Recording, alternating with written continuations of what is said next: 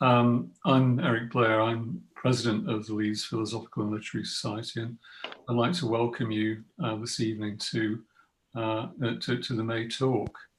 And also, I'm very happy to introduce Michael Meadowcroft, who's going to be in charge of this evening's proceedings. Michael, as you know, is a very well-known figure in Leeds and nationally, and even internationally, possibly. He's a member of our council, and he is a trustee of LPLS, and he is our secretary. And I've very much valued my interactions with Michael. He's a fount of all knowledge, and he seems to know about everything. So an excellent person to take charge of tonight's proceedings. So thank you, Michael, and thank you, James, for agreeing to be in conversation with Michael tonight. And I'm now going to hand over to Michael. Well, thank you very much, Eric. I'm not sure that I'm well known for the right reasons, but that's another matter.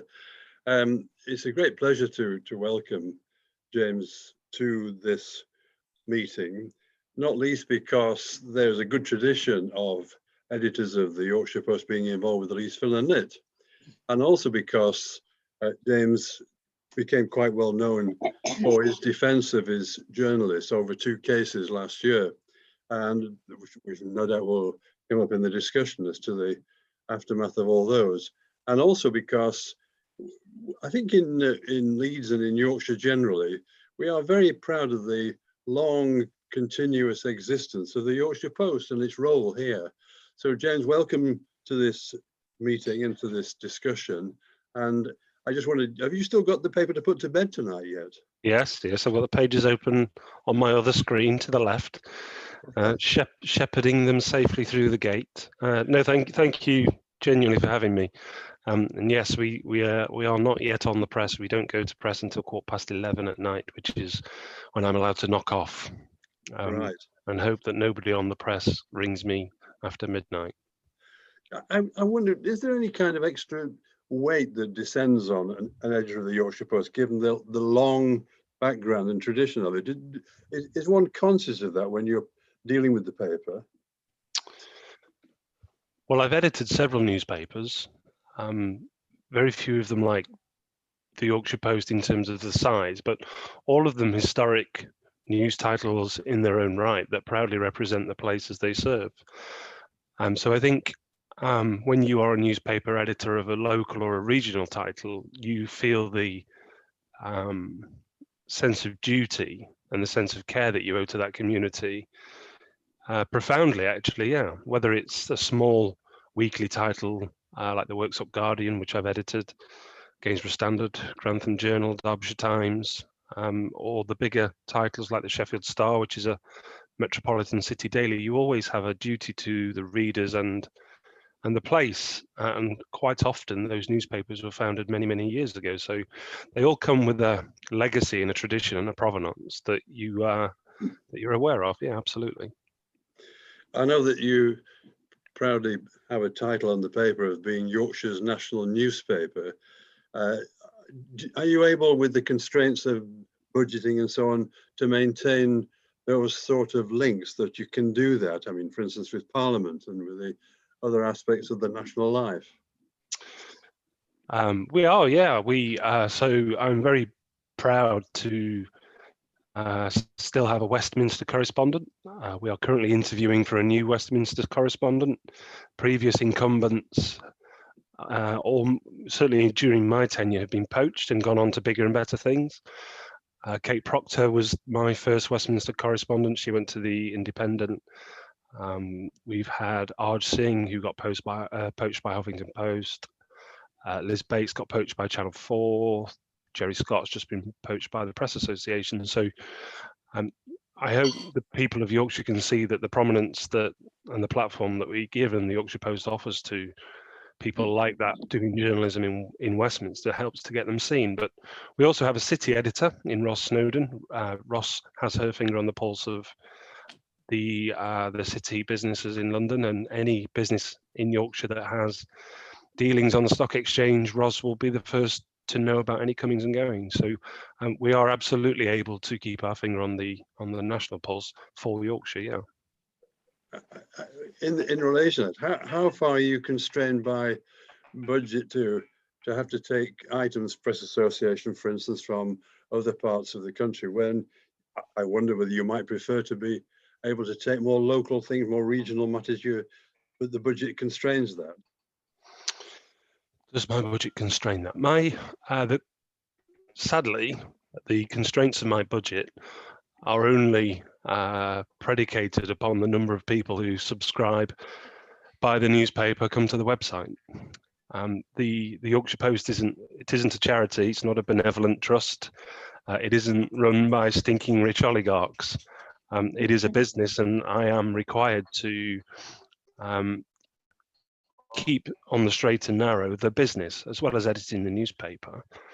And it is fortunate to have over 50 journalists working for it. 56 in fact, FTE, if you were to round them up. And if you were to say every journalist on the title had an on-cost of £30,000, that would be an investment of upwards of £1.6 million a year in journalism for Yorkshire, on the Yorkshire Post alone. So my budget is only constrained by the number of people who buy the newspaper, the number of people who subscribe to the newspaper and digitally. The more people we can have buying the newspaper and subscribing digitally, the better the budget will be. I mean, I know anecdotally of some people who started taking the paper regularly after the 2 incidents last year of supporting journalists over the beds in corridors and the vaccine stories where you had to defend against the establishment in effect. So I think you gained some readers from that. Is that noticeable that that sort of stance that you took gains you readers? Can you measure that? Oh, we do measure it, of course. Yeah, everything that is measurable in any business is measured, isn't it? And if it's not worth measuring, the bean counters won't measure it. So we are measured to within an inch of our life, whether it's newspaper sales, digital traffic. But we still, so our weekend edition, which I'm sure everybody on this call is familiar with, we're very proud of it. It is a flat business. It is a sustainable business in the medium to long term. It is not in decline, as people would have you believe all print is. It is a business that's performing flat. So Yorkshire isn't losing its weekend edition, which I know everybody would be pleased to hear. The Monday to Friday edition is much more challenged. People live their lives very differently. They're time pressed. They have mobile phones in their pocket. And so the print edition is much more challenged. Did we gain more readers as a result of the vaccinations pressure that I came under, and the boy on the hospital floor? Yes, we certainly do. We see that support, but I have to say it isn't a tsunami of support that enables me to go out and recruit 10 more reporters for the betterment of Yorkshire. It is a modest adjustment, shall we say, of the run rate. So yeah. But it does give some encouragement in taking that kind of stance, obviously, doesn't it then?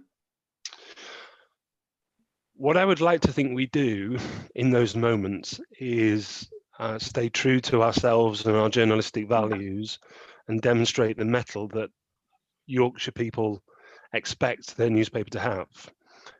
I, as an editor, will if you'll humour me for a second, if I go back 6 years to the day I was asked if I would consider being the editor of the Yorkshire Post, the then managing director, who's no longer with us, said to me, the job's yours if you want it, will you take it? And I said, I will not take the editorship of the Yorkshire Post if I'm going to be expected to guide the title by coordinates of left and right. I don't want to be part of a newspaper that is partisan. I want to be part of a newspaper that is guided by right and wrong, not right and left. And I was told by the managing director at the time that he believed that the Yorkshire Post was, it and its readership deserved a newspaper that fought for what was right and what was true, and rather than representing political causes, because political partisan tribalism is the enemy of truth as far as I'm concerned.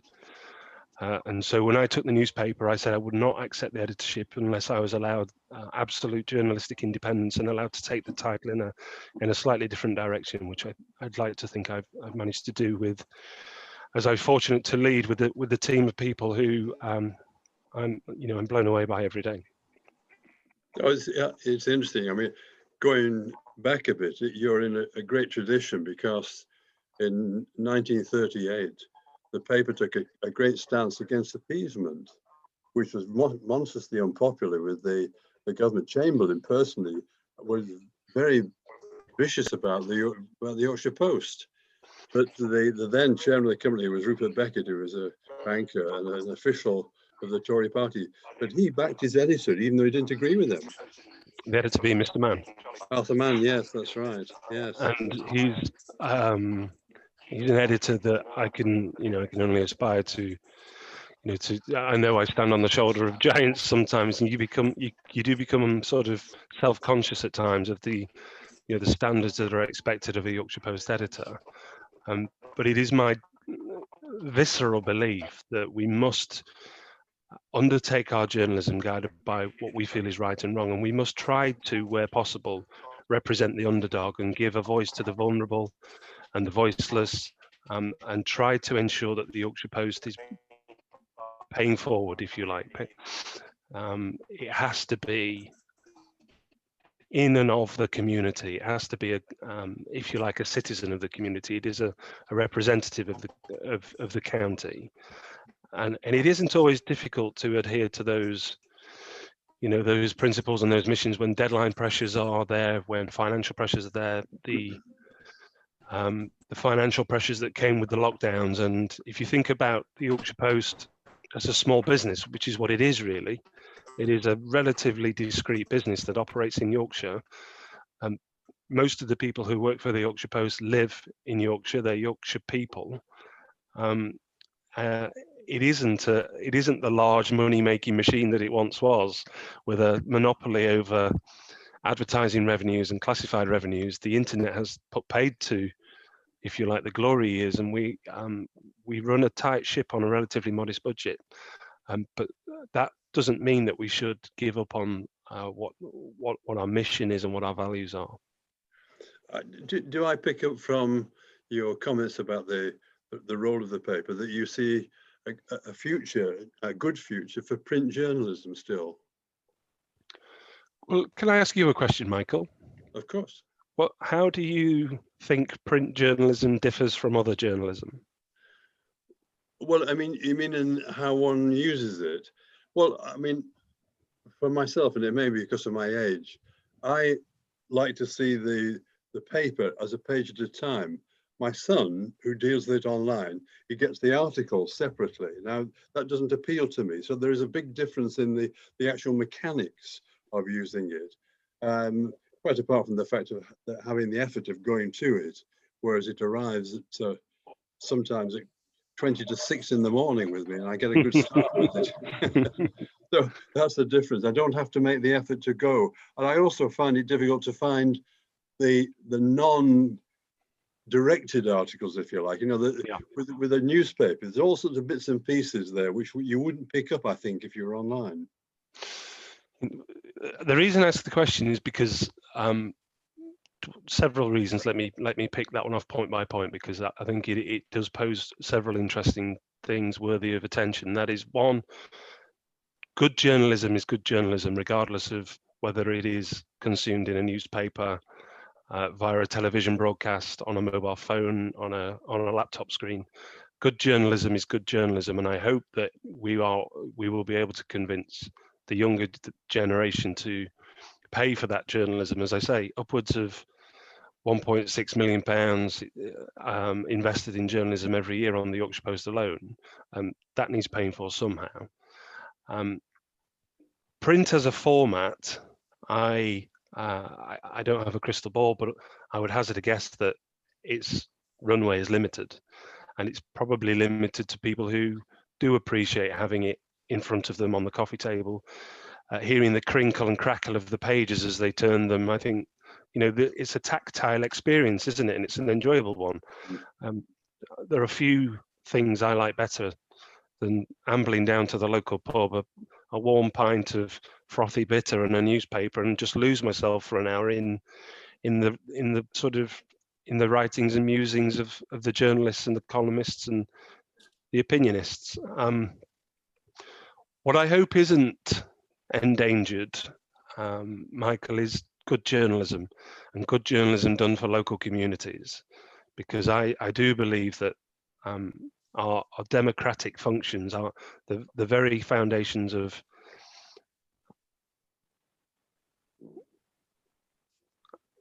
I don't know whether I'm going to sound hysterical, but the very foundations of the democracy that we enjoy are built upon truth. They're built upon trust.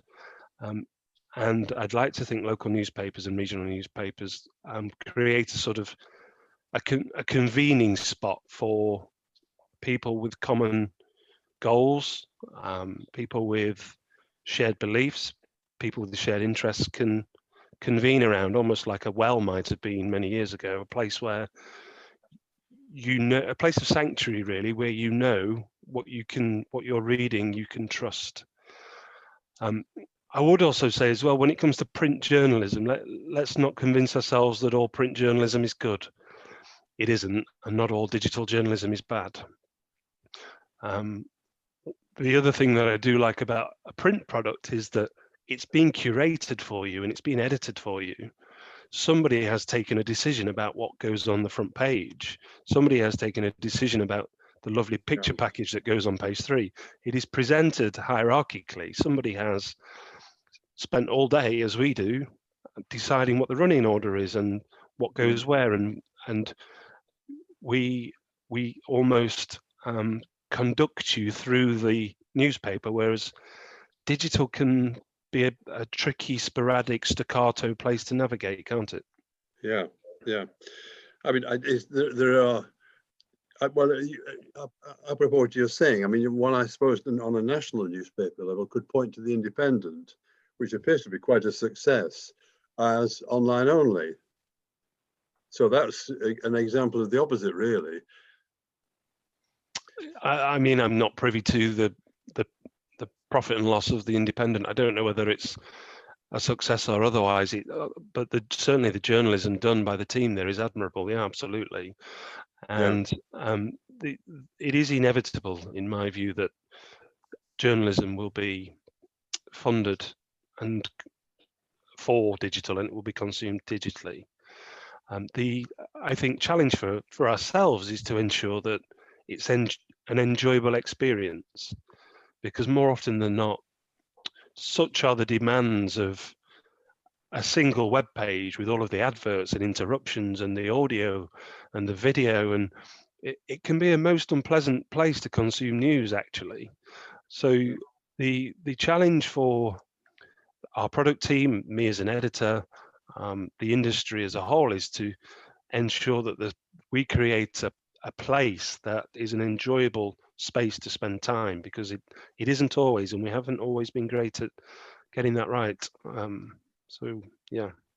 I mean, maybe just a utilitarian view on my part, but the other thing really about the difference is that I clip and file as a politician the papers every day, and I have an envelope system with all the subjects and so on.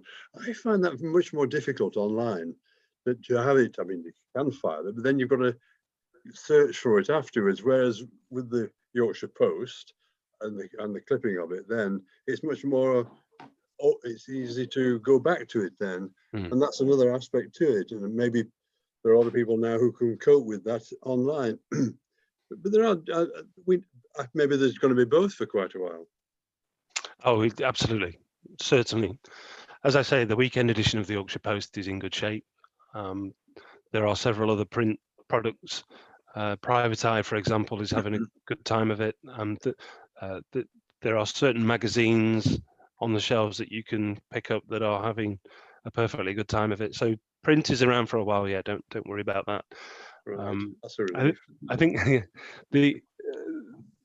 as I say, it's important not to sort of make digital the villain of the piece, because the internet offers a world of opportunity that print doesn't. And I think it was a Washington Post editor who said that the internet gives you the gift of global distribution at zero extra cost. So our journalism can reach, and has during my tenure, reach around the world. The boy on the hospital floor story you referred to ended up in the Washington Post and the New York Times. Right. As I say, we are able to distribute our journalism far and wide at a relatively low cost, and that's a world of opportunity that we should relish. We should enjoy seizing that chance, really. But I hear what you're saying. If you want to be a librarian with the articles, it's much more difficult on an iPad screen than it is being able to get the scissors out and enjoy cutting them out and filing them alphabetically. That's for sure. Yeah, I presumably also, if it's online, you're not as constrained with the number of pages either. No constraints whatsoever. The only constraints online are the number of journalists I've got and how hard I can work them. They work much harder than they used to do, that's for sure. Well, they certainly do. They absolutely work their socks off, and it's because they care. That the journalists on the Yorkshire Post are award-winning journalists who don't get out of bed for awards. They get out of bed for Yorkshire and the Yorkshire Post. And I don't say that glibly. I don't say that as a marketing slogan. There are individuals at the Yorkshire Post who genuinely care about the county and the title, and get out of bed in the morning, not for the riches, in inverted commas, because there are none in local journalism. They get out of bed because it gives them an enormous sense of satisfaction working for the county and for the county's title of record.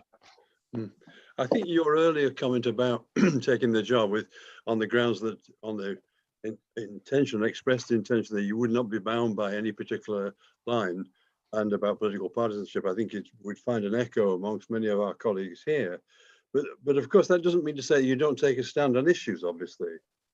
I mean, I can think straight away of the question of One Yorkshire, where the Yorkshire Post has taken a stand in favour of One Yorkshire, whereas we now have got the balkanisation of Yorkshire now, with West Yorkshire, with the mayor, South Yorkshire, something coming in North Yorkshire, discussions in East Yorkshire.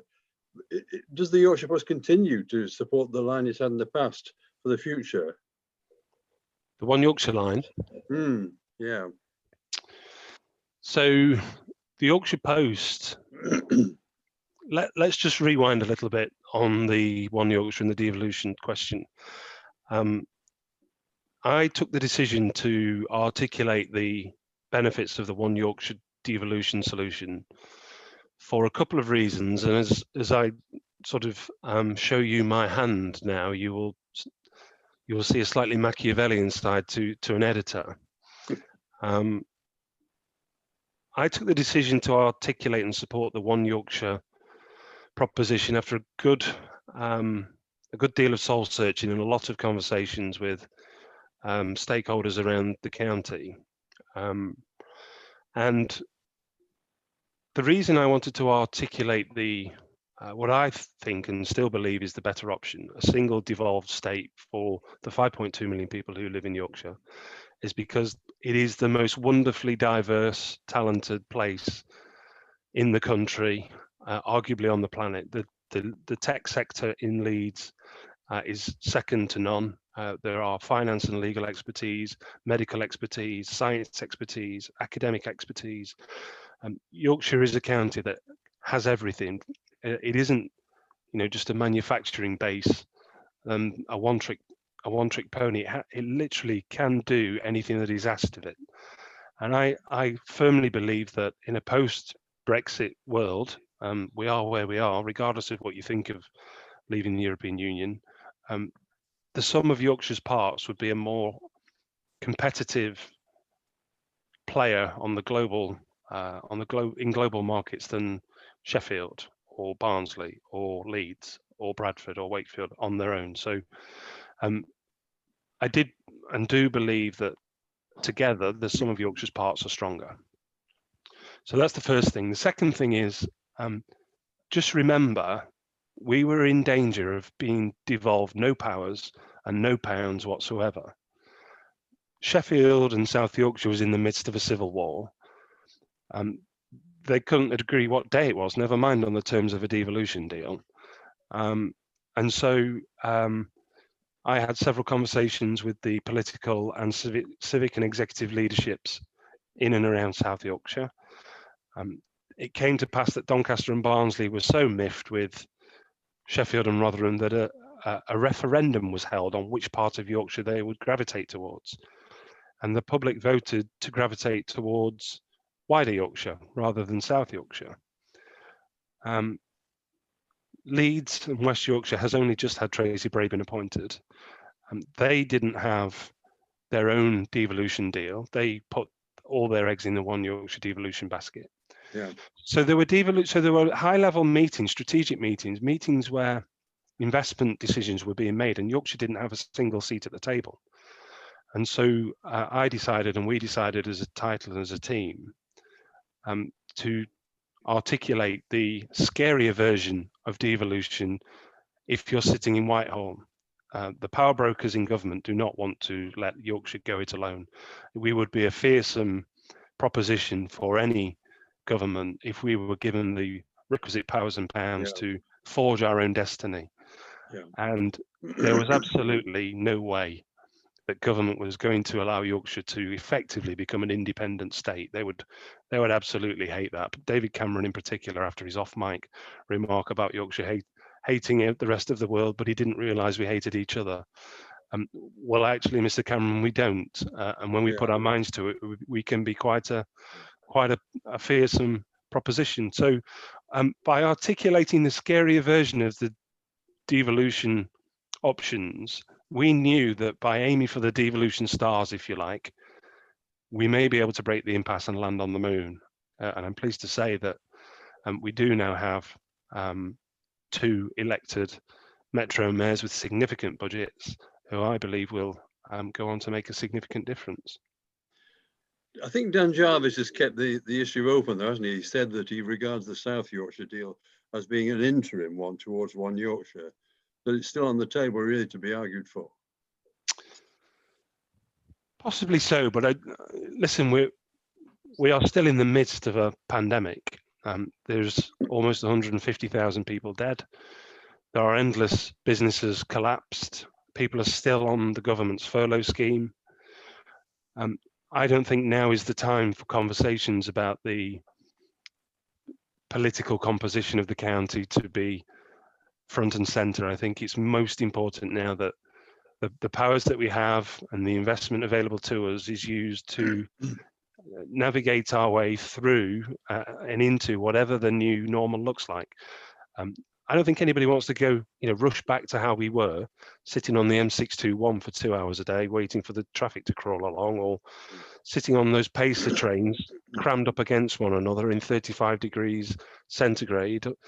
I think we have learned some lessons from the pandemic when it comes to business and how we do business, but I honestly do think that, politicians, civic and executive leaderships, their hands are full right now with ensuring that we transition out of lockdown as safely as we can, saving and protecting as many lives and businesses and families and livelihoods as possible. You commented earlier on the importance of trust in one's local regional paper and so on. You obviously think that's a very important issue which you stand by, really, with your reporters and what the paper does. Yeah, I do actually.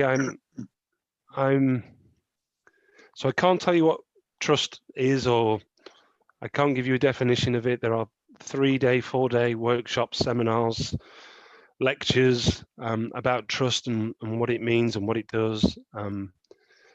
All I know is that there is more content out there now than ever before. There is more conjecture, speculation than ever before, and I can't see everybody's face on the screen here on the grid, but I suspect there'd be some nodding heads if I deigned to suggest that people feel more confused and skeptical and doubtful than ever they have before. They don't know who to believe. They don't know who to trust. There are con men knocking on every door, con men text messaging people, con men on the end of the telephone. People are really wary and really weary of who they can and can't trust. And trust is a unique human prospect, isn't it? It is, well, maybe it's an animalistic one rather than just human, but it enables us to work with one another, to work with a world of strangers. We are broadly strangers to one another, aren't we?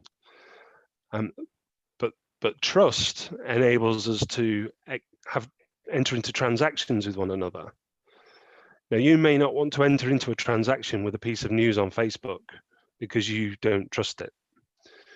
You may not want to enter into a transaction with somebody who knocks on your door at 8 o'clock at night and you don't recognize their face nor the sheet of paper they're holding in their hand.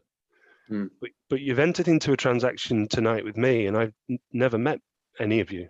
I may have met one or two of you. But you trust me, and you trust me because potentially the society has said you can trust this person. He's the editor of the Yorkshire Post, so come and join us in conversation. And so trust is important because it has a unique convening power. And as I say, it enables you to enter into a transaction that that gets things done. You forgive me for just humour me a second. I read about semiotics and linguistics when I was at university, a lot of Saussurian theory and Althuserian theory. And if you were to sit on an aeroplane and a child's voice came over the tannoy telling you he was the captain and you were just about to take off, you'd run a mile, you'd be straight down the steps and you'd be in the lounge with a gin and tonic until they got a grown-up in the cockpit. But if a grown-up's voice came over the tannoy telling you that it was the captain speaking, you don't bat an eyelid. So trust is hugely complex, but what I do know is that it is essential for a newspaper like ours, and it is very hard won, trust. 1754, the Yorkshire Post was founded, but it is very easily lost, and you must protect it. You must wrap it in cotton wool, and trust exists in the space between me as the editor, the title, and you guys. And the moment that trust deteriorates, and that could be just one story that can enable that to collapse, you're in trouble. If I may, Michael, I don't know if we've time, but are people aware of what happened and why I was so moved by the boy on the hospital floor story? Well, by all means, go on. I mean, I heard some of it on the media show the other day, and I read what you wrote in the New European, but I think you're right. Not everybody will know about that. So if I can give you this is a real life example which happened to me as the editor. One of my journalists received a tip-off in the inbox that there was, and the tip-off came from the mother of the young boy who was sleeping on the floor awaiting treatment at Leeds Hospital. And the reporter followed up that tip-off, made contact with the mother of the child. We got photographs sent to us by the mum of the little boy, and we contacted the hospital to ask, why on earth was a vulnerable young boy having to sleep on a pile of coats in the hospital, and it was because the hospital was at capacity. That the doctors and nurses were working their socks off to make people better. It wasn't a situation that anybody was happy with, but the hospital was genuinely at capacity. So absolutely no apportioning blame to the hospital in these circumstances. The hospital held its hands up. The chief executive apologised. The chief clinician apologised. The story was stood up. It was rock solid. It was very quickly undermined on social media. So it became politicised the day after we published the story. So it was our story, but the Daily Mirror, which is a red top tabloid, took our story, republished it as its own, as a front page story.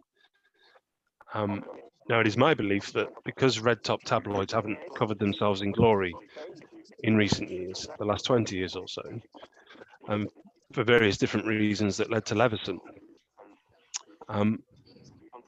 That almost gave permission for the lobbyists and the activists and the conspiracists to undermine our story and to discredit our journalism.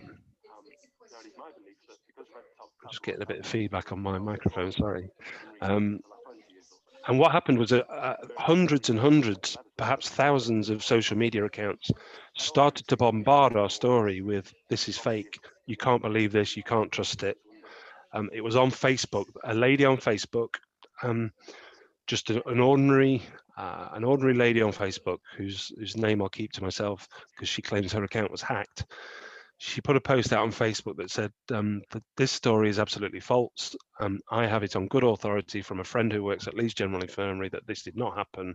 It is fake news. Don't believe the media. They're just out to kid you and con you. This did not happen. Now, I categorically put my hand on my heart as I speak to you tonight to tell you it did happen, and the hospital confirmed it did happen. But the next day, I received an email from a lady called Margaret, and Margaret said she was disgusted in me for running the story. She was disgusted in the Yorkshire Post. She told me that her family had taken the Yorkshire Post for generations. It had been a friend of their family for generations, always in their living room, always on their coffee tables, somewhere they thought they could trust. But she decided, because we'd not checked our facts, that she was going to cancel her subscription. She was no longer going to take the Yorkshire Post, and she would be telling all of her friends not to do so either and to cancel their subscriptions.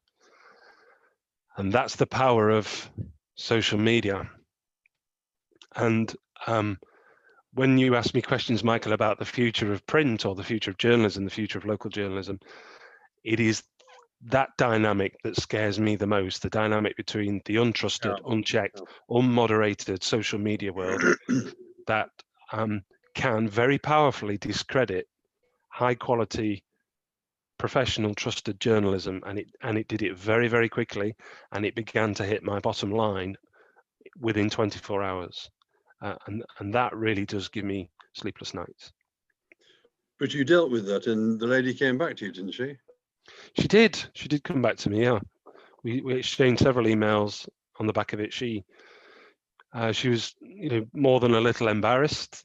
We had a conversation about what it was and how it came about, and it isn't easy for people who aren't media trained to understand what is true, what they can trust, what they can't believe, and what they shouldn't trust.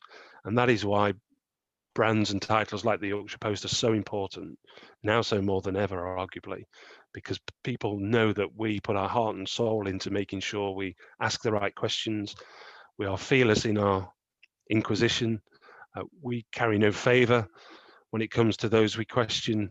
And we do our best, we do our utmost to get it right every single time. We may not always get it right, but that won't be through lack of trying.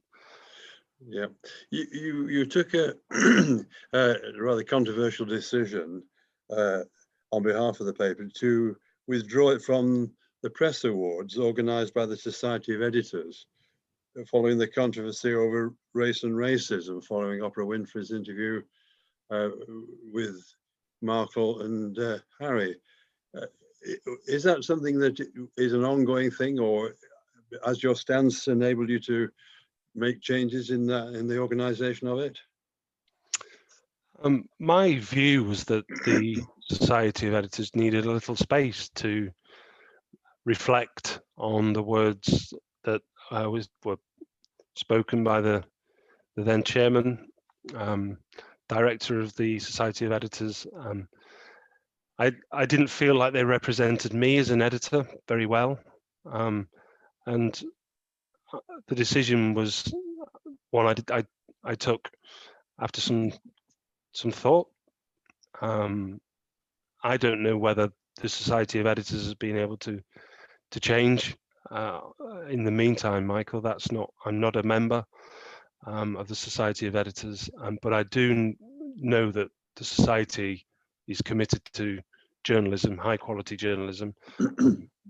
I think it took a misstep, and I think the Society will return a stronger organisation and an ambassador for what we do in the future. Right. Do you have particular views on regulation of newspapers and independent bodies and so on? Because this is again something which has rumbled on for a long time now.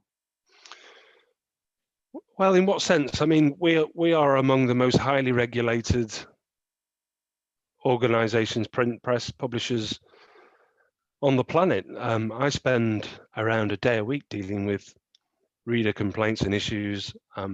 We are duty bound to respond to the independent regulator, which is IPSO in our case. Right, right. We adhere to the editor's code. None of these things apply to social media, of course, and a number of digital publishers. So I'm proud of the fact that we're regulated, actually. I think it helps to, I think it contributes to the trust that people have for our title. They know that there is a watchdog, if you like, there is a means of recourse. So yes, I think newspapers should be regulated in some way, shape or form.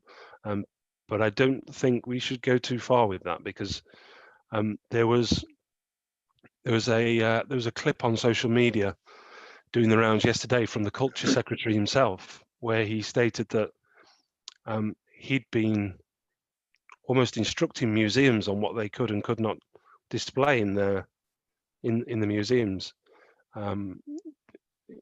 It was almost like the state deciding what could be exhibited and what couldn't. And I put out a tweet that said, when I read Ray Bradbury's Fahrenheit 451, I rolled my eyes with incredulity. I thought it was too far-fetched. And then there I was, a government minister, telling curators of museums what they could and couldn't display. It reminded me of a quote from Fahrenheit 451, which was to stuff your eyes with wonder, which is a wonderful little quip. But only stuff your eyes with wonder that's state approved, it seems. So we must be extraordinarily careful when it comes to how we regulate the press, because a fearless free press is absolutely fundamental to a properly functioning democracy. No, I think you're right. I mean, as you were saying earlier, the massive problems that we face, and yet they're talking about telling museums, it's rather like the Cohen's hotline, isn't it? Poor old John Major. Why on earth does government bother with things like that? It's bizarre, really, in the light of all the huge problems it faces. It really is, and it is. I know you hear this far too often. You'll hear people throw away that it is Orwellian in its, in its happenstance, but it is, isn't it? And it's quite sinister, actually. And we must challenge. We must challenge those kind of grabs for basically history being rewritten at the hand of the incumbent government. We're not here for that, are we? No, certainly not. Again, a recent example of similarly was that the government announced it was setting up a potholes fund. Well, what's local government for? If the national government sets up a potholes fund, I think that there are. I ponder what methods you can use, or I can use, anybody can use, to develop a younger readership of the Yorkshire Post as being absolutely essential to the future. Well, we have to engage with younger people. We have to listen to them.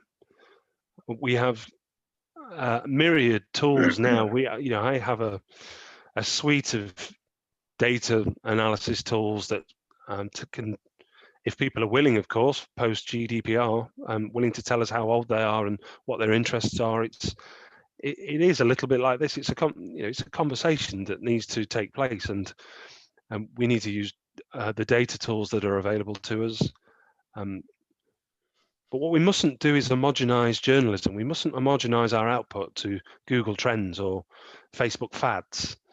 If we are all, and this is a little bit niche to the industry, but if we are all chasing the same digital pounds, which are given unto us by the programmatic marketplace, we are all competing for digital revenue, which is pulled down by clicks. There is a danger that our output becomes homogenized, and if we do that, then we place journalism, good quality, highly trusted journalism, in peril. But it equally does a disservice to think that young people are only interested in Google Trends or Facebook fads. They're absolutely not. Young people are more discerning than any generation previously.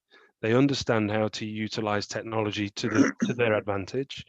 They're promiscuous in terms of the media they use. They don't necessarily have the same loyalty and affinity to certain brands. They use the internet as a search tool, really, and they want the technology to benefit them. They don't want to be the benefactor of the technology. They want the technology to work hard for them. So we need to make sure our journalism and the content that we produce is relevant to them, for want of a better phrase. It resonates with them. It articulates their problems, and it reflects who they are.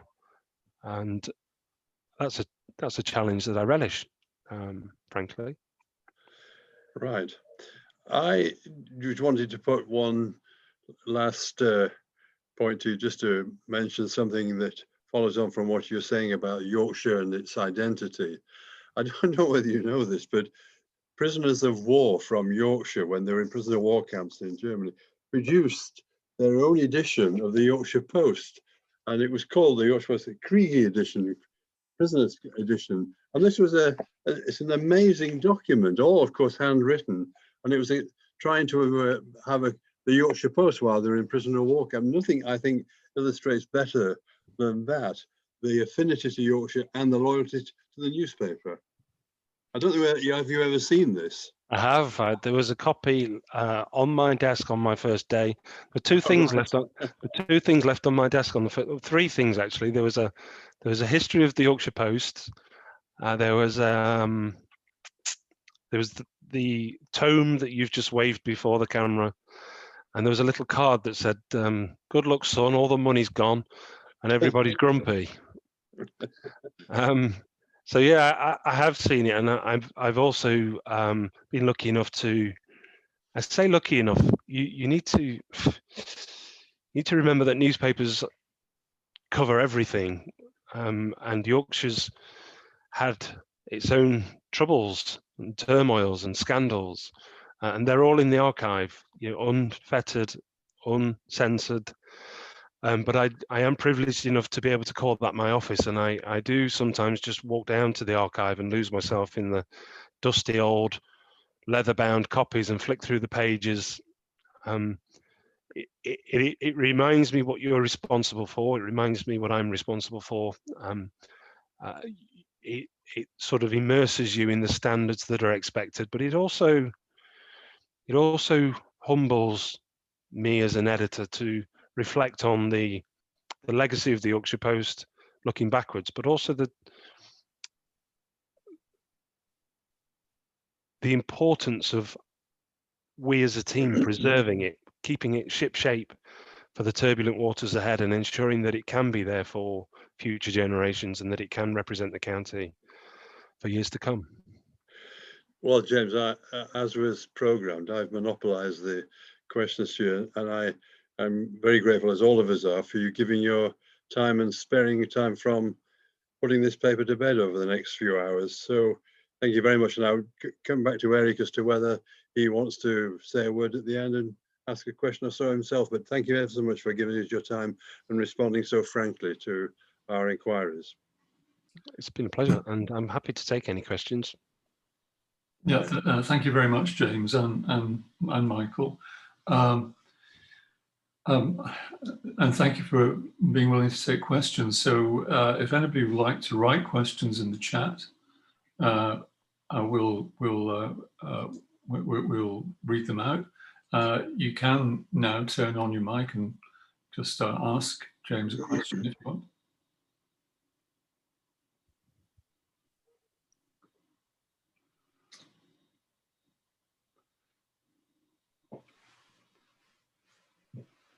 Could I ask a question? It's Jim Drive here.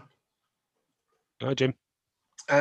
Is the Yorkshire Post unusual in being, I'm sensing from what you say that you're not part of a a larger organization, and you get the feeling that a lot of local papers have been sort of swallowed up and homogenized. Is that the correct impression? We are part of a wider group, but never have I felt the hand of the proprietor on the journalism.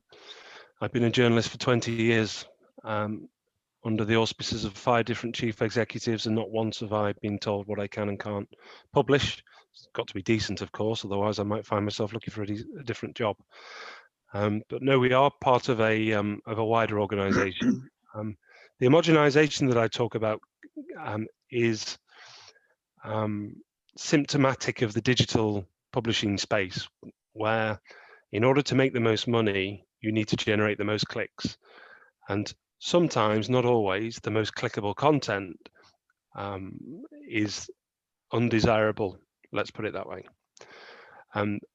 If every publisher uses the same tools and publishes content in pursuit of the same trends and the same data set, so we're all sharing the same data and we are all commissioning our content predicated on the same suite of data, what you end up with is the same thing, isn't it? Multiple different publishing outlets chasing the same stories, chasing the same trends, chasing the same audiences, trying to get one over on one another in terms of the number of clicks generated. Now that's a necessary evil of the digital marketplace, and you know, I'm not here to denigrate that. My views on the clicks for quids model are well documented. You wouldn't have to spend very long on Google to find my views on that. Where my passion lies is in generating journalism that is for the betterment of the place and the people that it serves. It's journalism that is in the public interest. It is journalism that makes a difference, and that takes time. It can't always be done behind a screen. Believe it or not, I advise journalists to actually talk to other human beings, because you can find out plenty by meeting people face to face over a coffee or a piece of cake or whatever. Don't just sit behind your desk on the end of the phone firing emails. Speak to people. They don't bite, and very often they have interesting stories to tell. Thanks. Pleasure. So we've got a couple of questions. Who is the proprietor? Asked Jane Collins, and Liz Minkin says, what is the relationship with the Evening Post? So let me take who is the proprietor. National World, a company called National World. Our executive chairman, excuse me. Our executive chairman is David Montgomery, who has his own journalistic credentials, and we were transferred from JPI Media to National World in January this year. Excuse me. What is the relationship with the Evening Post, please? So I am the editorial director for Yorkshire, as well as the editor of the Yorkshire Post. The relationship the YEP has now, after it's only been like this for 3 months or so. For the previous 6 years, I've been the editorial director for all of Yorkshire, looking after Yorkshire Post, Yorkshire Evening Post, Halifax Courier, Scarborough News, Wakefield Express, Dewsbury, you know, all of those weekly titles that you'll be familiar with. Publishing 330,000 newspapers a week, selling 330,000 newspapers a week, which are read by 1 million people, because Yorkshire folk are a bit tight and they pass the newspaper around. They don't all buy one, unfortunately. So we know we have a print readership of around 1 million people, 330,000 copies sold, and a digital audience of about 1 million people a day across that wider portfolio. When National World took over and the new executive management team, they asked for more title ownership.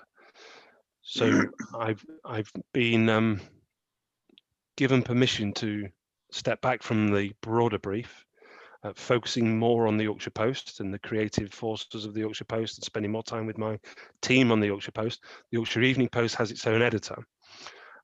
The Yorkshire Post is Yorkshire's county newspaper of record, covering all corners of the county, all of the ridings, as you might know them. The Yorkshire Evening Post is only for Leeds. It is a metropolitan city daily newspaper that only looks after Leeds. The editor of the Yorkshire Evening Post reports to me. Oh, right. Well, that's interesting. There's a question from Peter Reynolds that I'll give in a minute, but could I ask you, I mean, about the journalists as well, and journalism as a career? I mean, I'm a teacher myself, and I spend a lot of time talking to students, university students, about careers, and you could be kind of forgiven that it's not the career that it once was. I mean, how do you find the recruitment into journalism, and is it a good career for young people? Well, I think it's a great career for young people. Yeah, absolutely.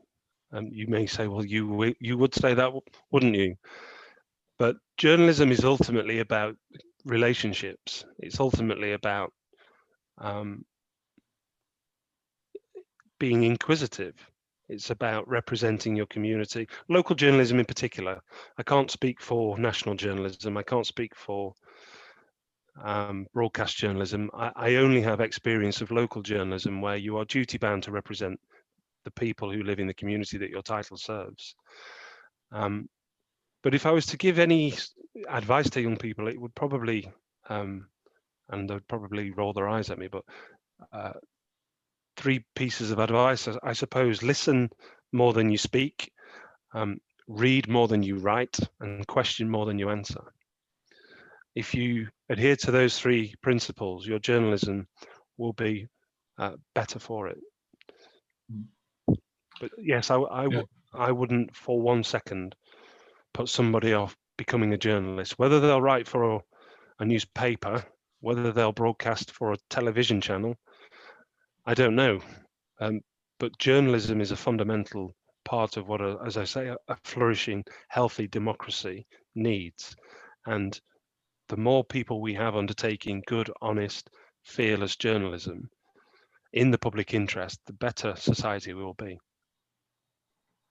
Great, thank you. Peter Reynolds is noting that on the papers and the BBC News 24 channel, that Yorkshire Post journalists are amongst those contributing, and a few other regional papers seem to be represented. And any comment about that? Well, that's very pleasing, of course, for you, but I guess. But any comments on that? Well, it is indicative of the fact that I believe our journalism competes with the nationals. I can, being candid with you, I can reveal to you that it was a bit of a battle to get the Yorkshire Post on Sky News paper review, on the BBC paper review. The media for far too long has been too cozy with the Whitehall establishment, in my view, and it needed to pluralize, it needed to regionalize, it needed to acknowledge that there is life outside the M25, and we are part of it. And as you'll know, if you're a reader of the Yorkshire Post, I've been rather chippy on the north-south divide. I've been rather angry about the structural neglect of the north. It genuinely perturbs me that there are children whose prospects are diminished simply by virtue of their postcode. And our region carries more of those deprived, underprivileged neighbourhoods than the southeast. And so I'm pleased to say that after a few conversations with Sky and the BBC, they're now hugely supportive of displaying our work, particularly when it sets the agenda, when it discloses truth that some people might want suppressed, when it holds power to account and speaks truth to power. The BBC and Sky are very supportive, I have to say, and our relationship with them is good. And I hope that by working more closely with national media and shining a light on the brilliant journalism that our teams do, we can amplify the voice of the region, if you like. We can ensure that we are heard in the corridors of power. And I'd like to think, and maybe I'm kidding myself, but I'd like to think some of the progress that's been made on devolution and some of the progress that's been made on the levelling up agenda. I'm not sure the levelling up agenda would exist were it not for the 45 newspapers coming together with the Power Up the North campaign, all displaying the same angry editorial, all demanding change from government. I'd like to convince myself in moments when I'm whimsically contemplating even giving myself and my team a pat on the back that we have made a difference and the voice of the region is louder for the work that we do. Thank you. Well, either Tim checks, why is the MSM unable to hold power to account? I keep reading about government scandals, but no one seems able to impose any kind of consequence. Well, what about sleaze and scandal and that sort of thing?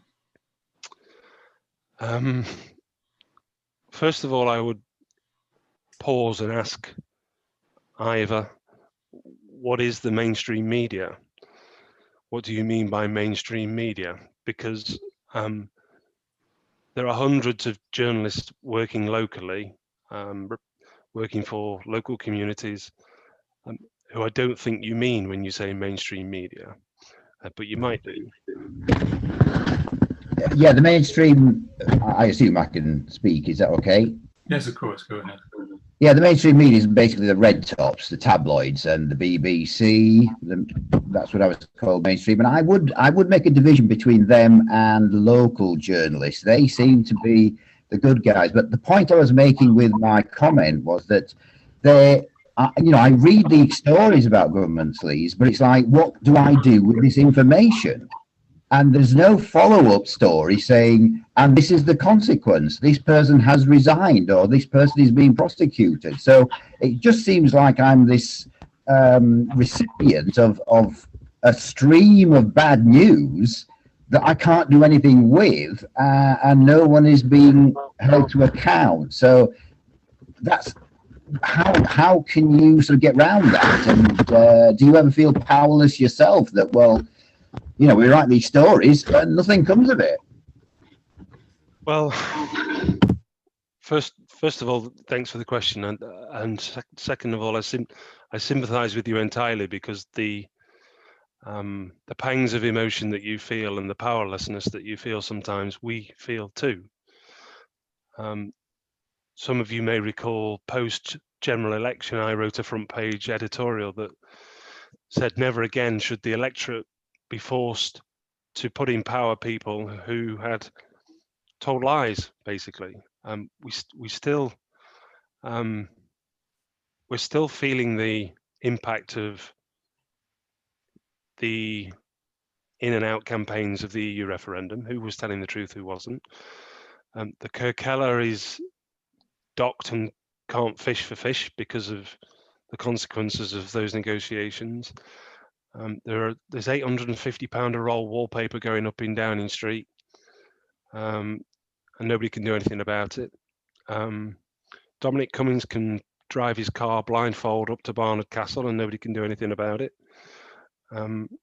So I share your frustration when it comes to how we hold power to account. If I may say so, I see journalists speaking truth to power on a daily basis. I think parts of the mainstream media that you speak of do a very good job of speaking truth to power. I think they do a very good job of holding our elected and public representatives accountable. But I share your frustration that sometimes consequences don't follow, but the mainstream media isn't in charge of the consequences. We can only shine a light on wrongdoing. We can only draw people's attention to wrongdoing. We can only do our bit. The consequences are somebody else's job. So yes, I do share your frustration that consequences don't always follow, but I don't think you should conflate that with journalists not doing their job, because I don't think that's fair. I didn't suggest that they weren't doing their job. I absolutely didn't mean that, if that's how it came across. Journalism is one of the most, really tough job. And I just think of Russia, where so many journalists have been murdered, scores of them, when they just try and hold power to account. So I am aware of the dangers of it. It's just that we've reached a stage where it's almost a case of, well, what is the point of journalism if it just tells stories exposing corruption, lies, but nothing can be done about it? That was kind of my point, and I've just wondered if something like the Yorkshire Post, for example, could start some fund or a crowd sourcing thing, say, right, we will prosecute this, or we will, I don't know, get the people power organised so that they can demonstrate their wrath that these scandals that are going unpunished. Just an idea. It's a great idea, but I think even if our crowdfund was 4 times as successful as Captain Sir Tom Moore's crowdfunding effort, we still wouldn't have the coffers to compete with the kind of people you want holding to account. But listen, you are not alone if that helps. There are a lot of people who have serious, grave concerns even about consequences when it comes to misappropriation in public office, when it comes to powerful people being able to donate lucrative contracts to their landlords at their local pub, when it comes to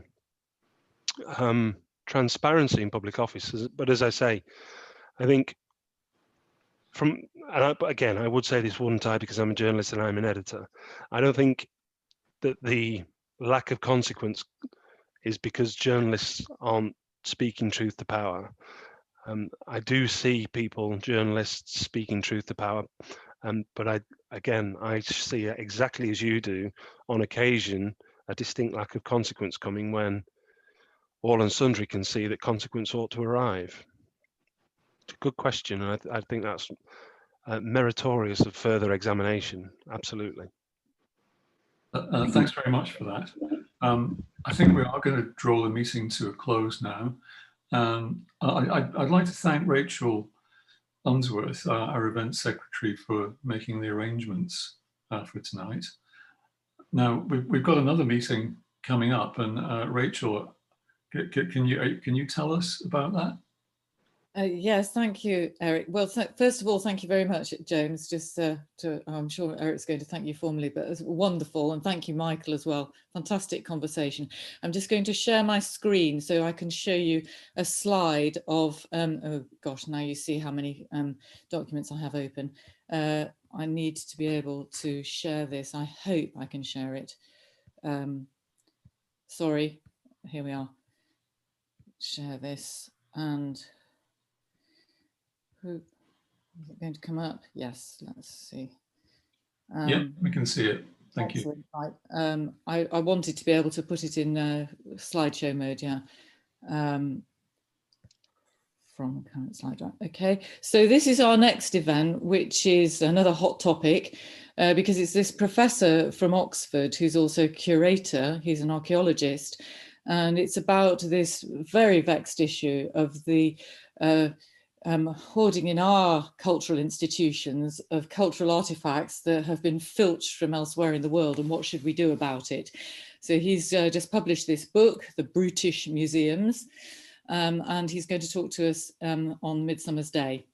So I hope that will attract lots of people. Do tell your friends, neighbours. The Fill and Lit welcomes new members, but our talks at the moment anyway are open to all comers, and it would be great to have as big an audience as possible. So thank you very much. Rachel, is the time correct? Yes, it is. He's requested 6:30, and it is correct. I put it in international time, GMT, because we had somebody from Colorado just now. So I give it as, GMT time. Okay, thanks very much, Rachel. And James, it's been a wonderful evening. I think that many of us often think, what is it like to be an editor, and what are editors thinking? You're an editor of a great paper, and it's been an absolute delight to hear your views on a whole number of issues. Thank you very much for giving us up your time, and wish you all the best for tomorrow's edition. I guess you'll be getting back to that soon.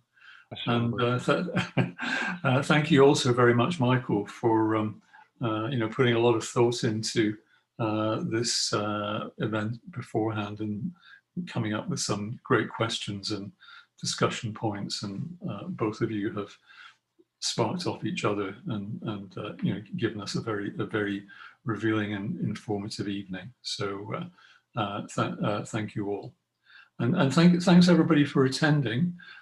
We had some great questions and some great comments.